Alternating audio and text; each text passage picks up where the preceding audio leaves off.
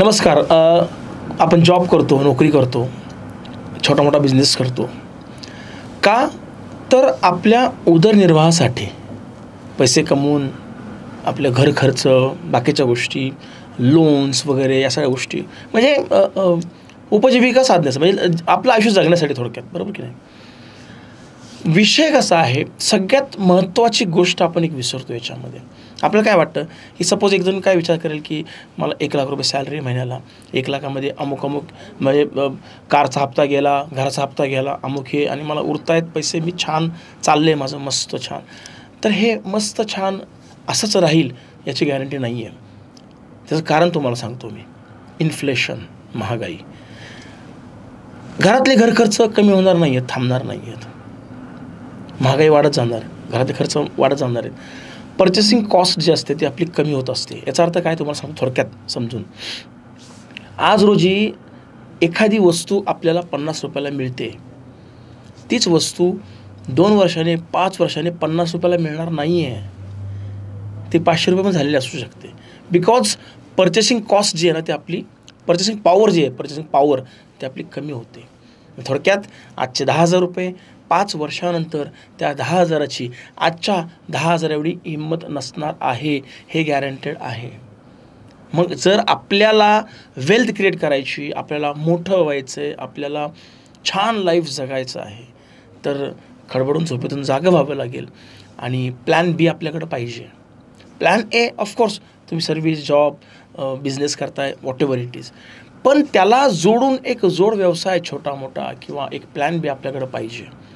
तो प्लॅन म्हणजे investing, trading, investing, जे काय तुम्हाला सोयीस्कर आहे ते पण करत चला. 1,000, 2,000, 3,000 रुपयांचे दर महिन्याला शेअर्स घेतले गेलेच पाहिजेत. ए ग्रुपचे आपल्या पोर्टफोलिओमध्ये ते शेअर्स पाहिजेतच. तुम्ही विचार करणार नाही. आता माझ्याकडं हजारो लोक असे आहेत, आमचे इन्व्हेस्टर, ट्रेडर म्हणा किंवा माझे स्टुडंट्स म्हणा, की त्यांनी वेल्थ क्रिएट केलेली आहे स्टॉक मार्केटमध्ये ट्रेडिंग करून, इन्व्हेस्टिंग करून, शेअर्स इन्व्हेस्टमेंट करून शेअर्समध्ये. तर तुम्ही करू शकता. त्यासाठी बऱ्याच लोकांना हा गैरसमज आहे की लाखो रुपये लागतात. असं काही नाही आहे. तुम्ही आजपासून सुरुवात करा. थोडे थोडे थोडे स्टॉक्स घेऊन ठेवणं फार इम्पॉर्टंट आहे.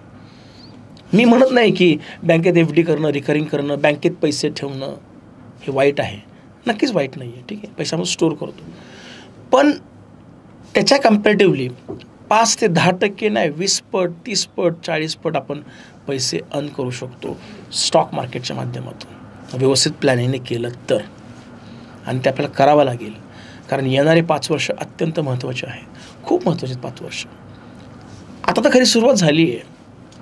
काही लोक म्हणतील की एवढं मार्केट वाढलेलं आहे, 84,000 प्लस सेन्सेक्स आहे, 24,000-25,000ला निफ्टी आलेले आहे. आता market is design to go up, हे मी नेहमी सांगत असतो.